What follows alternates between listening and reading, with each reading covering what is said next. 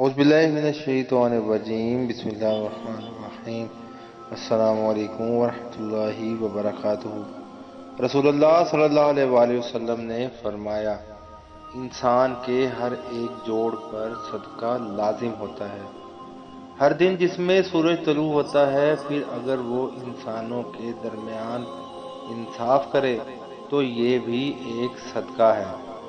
और किसी को सवारी के मामला में अगर मदद पहुंचाए इस तरह पर कि उसे इस पर सवार कराए या इसका सामान उठा कर रख दे तो ये भी एक सदका है। और अच्छी बात मुंह से निकालना भी एक सदका है। और हर कदम जो नमाज के लिए उठता है वो भी सदका है।